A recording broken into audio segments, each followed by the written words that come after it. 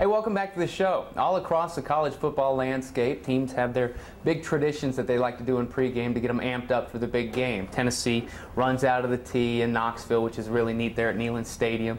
Sometimes you'll get teams like FSU coming to the Swamp at Florida Field and stomping on the F, trying to get the other team fired up and get themselves fired up. But here at BYU, their pregame ritual means something. It's very deep. It's called the Haka. And if you've never seen the Haka, you're in for a treat.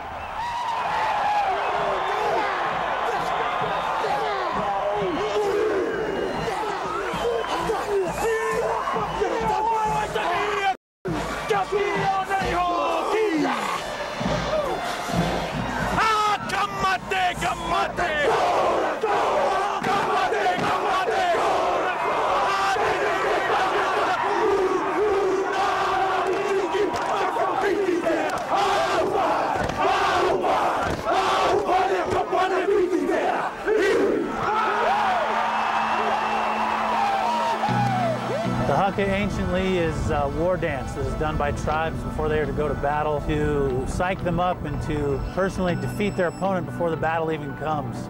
The Haka is something we do, and it's just to kind of intimidate our opponent, but also to ask our ancestors for help. Each tribe has their own Haka specific to them that tells a story about their people and about their warriors that have come before. The first part of the words is kamate, kamate, kaora, kaora, and that just means to live, or to die, because basically when warriors would go to war back in the day, many of the guys died, you know, and that was just a fact. When you go to war, you have a high chance of dying, and obviously you want to be the one that has your life spared at the end. And so the Haka is basically just saying, you know, it's either life or death. We're going to war and we're going to see what happens, you know, and we're showing them that we're ready. War is never something you take lightly. And even though what we're doing on Saturdays is not a war, it's a game, still the mental preparation and the state of readiness, that's what that Haka is all about. We can't say football's war, you know, we know that, but in the mindset, you know, to us football players versus other football players, it is. You're going to battle on the field, and it gets you in that mindset that from here on, you're getting everything I got. I was on my mission when they started doing the tradition of the Haka, but I know that that Bryce, his father, passed away, and to do a Haka, to pay respects to him, I think that's when it started. My father is a descendant of a line of chiefs. A tribal lineage goes down from the oldest son to the oldest son, and my father is a direct descendant of the oldest son of Paikea in the Ngati Pro tribe. The Haka and his culture to him meant so much. And when he taught me the Haka and all the different things that he taught me, he made it very serious to me, and he made me know that this isn't a joke, it's not a game. It might look funny to some people, but it's a serious thing.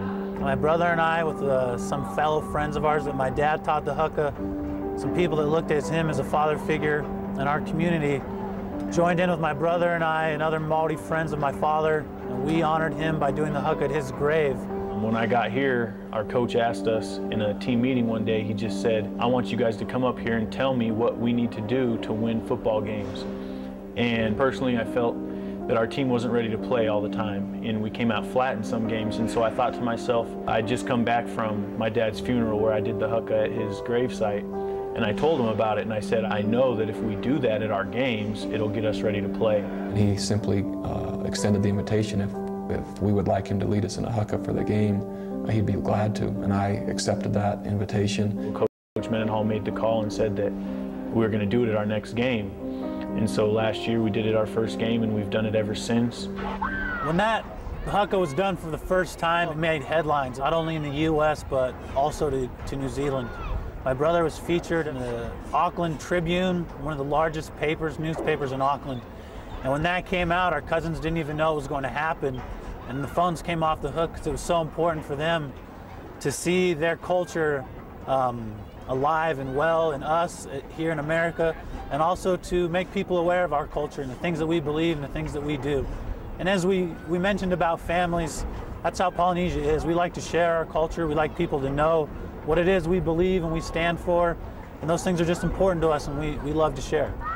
When I told the team about it, I told him, you know, if we're going to do it, we're going to do it for real, and we're going to do it right.